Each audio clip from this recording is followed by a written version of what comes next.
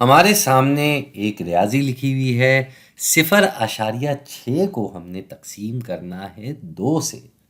2 तो बज़ाहिर 0.6 से बड़ा है और 0.6 एक छोटा-सा नंबर है। ये कैसे होगा काम भई? हम क्या करें?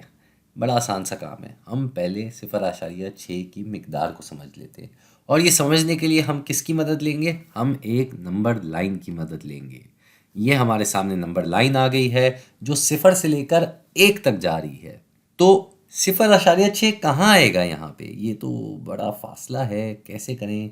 हम एक काम करते हैं, ये 6 जो है 10वीं की कतार में लिखा हुआ है, यानी कि बटा 10 के हिसाब से ये 6 लिखा हुआ है। तो क्यों ना हम इस 0 से 1 तक का फ़ासला 10 बराबर हिस्सों में बाँट दें?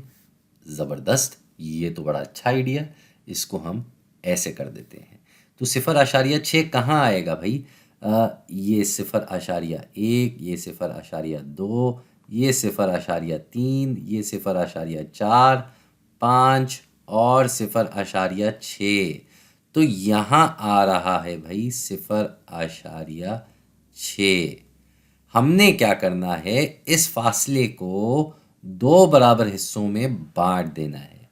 तो भई 6 हिस्सों के बाद 0.6 आया, तो इसके हिसाब से 3 हिस्सों के बाद एक हिस्सा आएगा और फिर 3 हिस्सों के बाद दूसरा हिस्सा। आप देख रहे हैं कि हमने 3-3 के 2 बराबर हिस्से किए हैं, बराबर बाँटा है भई, हमने कोई इसमें तरफदारी नहीं की है, हिसाब से चले हैं और इंसाफ पसंद तो होता ही है हिसाब। तो उस हिसाब से बहुत दफ़ा हिसाब मैंने बोल दिया, बट खैर बात ये है कि हम 2 छलांग मार के आ भी गए। तो ये एक छलांग कितनी लंबी हुई? ये 1, 2, 3 हिस्सों बाद पहली छलांग और फिर 1, 2, 3, फिर से 3 हिस्सों के बाद दूसरी छलांग।